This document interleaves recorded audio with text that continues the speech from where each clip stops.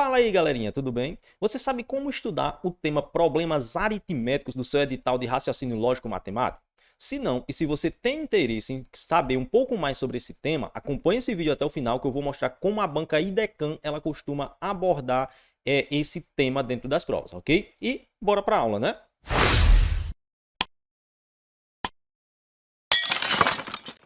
Ok, galera, professor Jefferson Fernando aqui com vocês, professor de matemática e de raciocínio lógico, e eu tenho como objetivo ajudar vocês a melhorar o desempenho nessas duas disciplinas, ok? Só que para isso, já sabe o que precisa fazer, né? Ó, se inscreve aí, ativa as notificações para ser notificado sempre que tiver conteúdo novo e não perder nenhum, e dá também aquele joinha no vídeo aí para dar aquela força pra gente, ok? Então, vamos lá, vamos começar aqui, certo?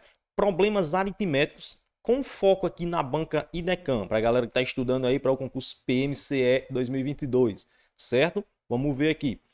Então, primeiro, o que pode cair nesse ponto, né, de problemas aritméticos? Então, qualquer um desses assuntos aqui e outros aí, né? Eu listei aqui os principais. Então, porcentagem, frações, regra de 3, razão e proporção, sistema de medidas e qualquer questão envolvendo operações básicas, certo? Aqueles probleminhas de idades que a gente responde utilizando um sistema, por exemplo. Então, isso aqui pode aparecer também, certo? O que a banca IDECAM ela gosta? Ela gosta muito da parte de frações, né? Também gosta de porcentagem, cobrar um pouco de porcentagem, beleza? Já vi também ela cobrando regra de 3, ok? E esses probleminhas com idades eu também já vi, certo? Então nós vamos responder aqui 3 exercícios agora sobre esses temas, beleza? Então vamos lá. Primeiro exercício aqui, ó, diz o seguinte: Beatriz ganhou 2 caixas de bombons, uma grande e uma pequena. Considere que ela comeu 2/3 dos bombons da caixa grande, mais 7 bombons. E ainda sobraram 9. Sabe-se que na caixa pequena havia inicialmente metade dos bombons da caixa grande. Quantos bombons Beatriz ainda possui? Então, veja só, questão bacana essa daqui, uma questão que vai envolver aqui, ó, frações, certo? E como é que a gente vai pensar, como é que a gente vai raciocinar a resolução desse exercício aqui, ó. Vamos pensar aqui nas duas caixas aqui, né? Então, a gente vai ter a caixa grande e depois a gente vê a caixa pequena, certo? Então, vamos lá. Da caixa grande, a gente sabe o seguinte, que ela comeu 2/3, né, do total, mais 7 bombons. E com isso, ainda sobrou, né, ou sobraram 9 bombons. Beleza? Tranquilo, né? Então, raciocine aqui comigo o seguinte. Deixa eu só mudar a cor aqui. Ó, raciocine comigo o seguinte. Se ela não tivesse comido esses 7 bombons aqui, ó, tivesse comido somente os 2/3, não é isso? Então, teriam sobrado, né? Sobrado o quê? 16 bombons. Não é assim? Se a gente tirar esses 7 bombons inteiros aqui que ela comeu, certo? Que eu tenho de informação, então teriam sobrado 16. E esses 16 que teriam sobrado corresponde logicamente ao quê? A 1/3 dos bombons. Por que 1/3? Porque ela teria comido, né? Ou melhor, ela comeu 2/3 dos bombons, mais 7 bombons. Então, se ela não tem comido esses 7 teriam sobrado também, junto com esses 9, que fariam 16. Beleza? E esses 16 correspondem ao outro 1/3 da caixa de bombons, se ela comeu os 2/3. Tranquilo? Então, o que eu tenho? Eu tenho que 16 bombons corresponde a 1/3 do total de bombons da caixa grande, certo? Então, se eu tenho 1/3, é porque essa caixa grande ela foi dividida em 3 partes iguais. Se eu pegar esse 16 e multiplicar por 3, ó, a conclusão que a gente vai chegar, 16 vezes 3, eu tenho o total de bombons aqui que tem na caixa grande, não é assim? Então, esse total aqui vai dar 3 vezes 10 dá 30, 3 vezes 6, 18, 48 bombons. Não é assim? Esse é o total na caixa grande. Beleza.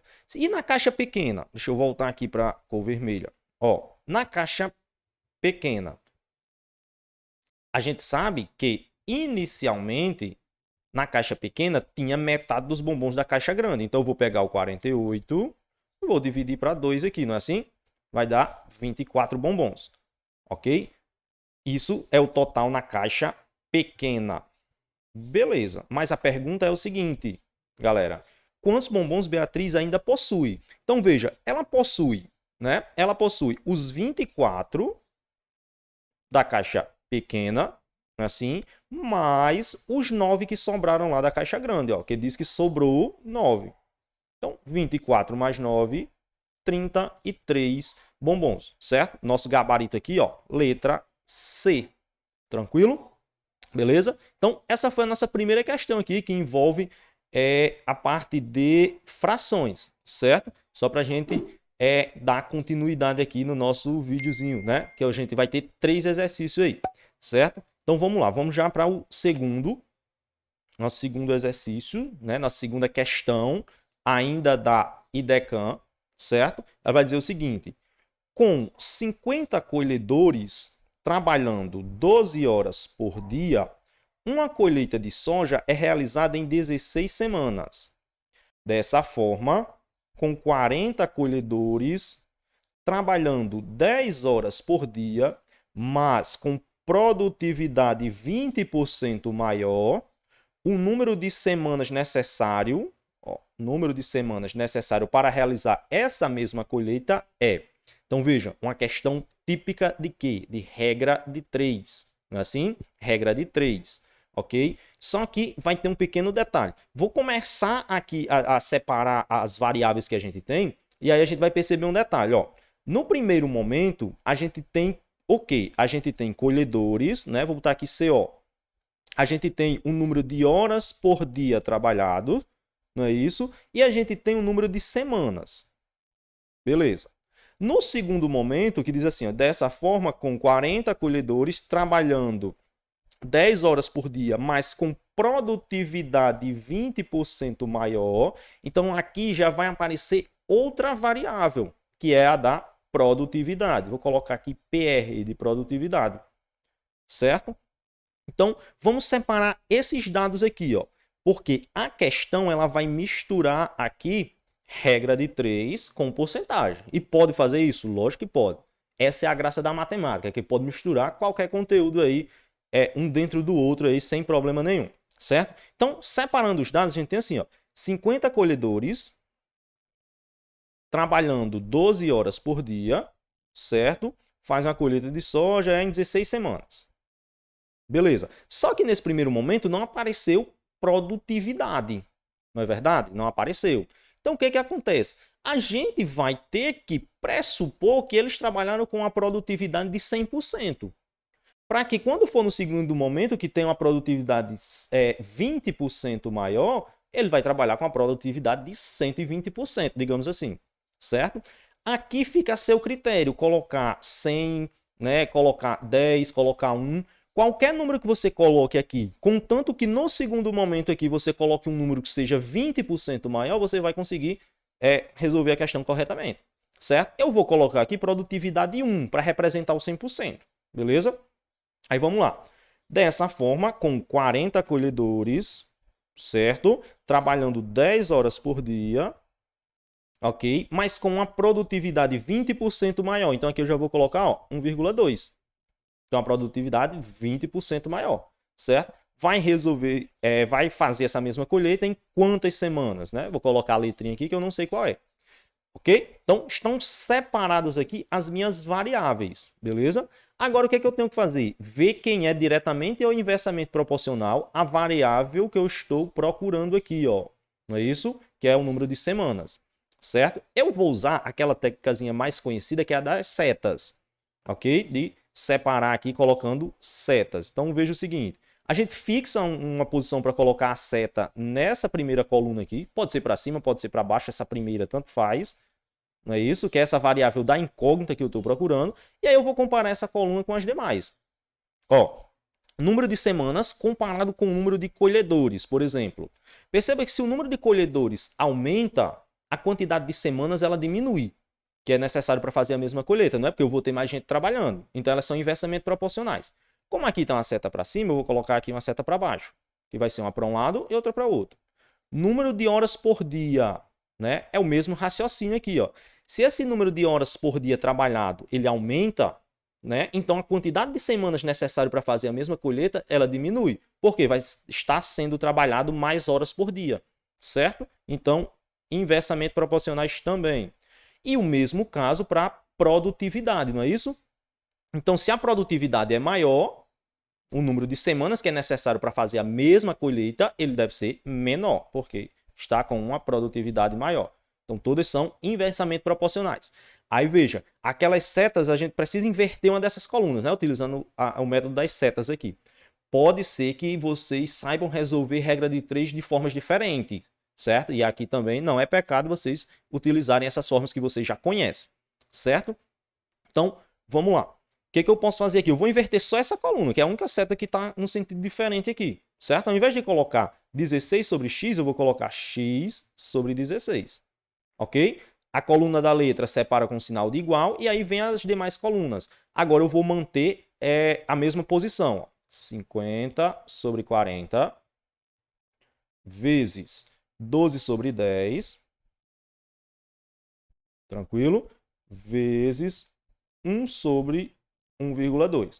A partir de então é matemática básica. Eu vou começar a fazer simplificações aqui porque é um método que eu acho mais rápido, é simplificando. Então, por exemplo, eu posso cortar aqui um zero de cima com um zero de baixo, vai ficar só 5 sobre 4, beleza? Perceba o seguinte, que aqui embaixo, ó, 10 vezes 12, ou melhor, 10 vezes 1,2 dá 12. Não é isso? E eu posso cortar o 12 de cima com o 12 de baixo numa boa. O que vai sobrar para mim aqui, ó?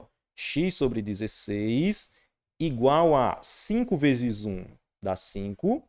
E aí embaixo só sobrou o 4 aqui, não é? Ó. O que eu quero? Eu não quero isolar o x. Eu vou pegar esse 16 que está dividindo o x, né? E vou jogar ele multiplicando aqui, ó. X é igual a 5 quartos vezes 16.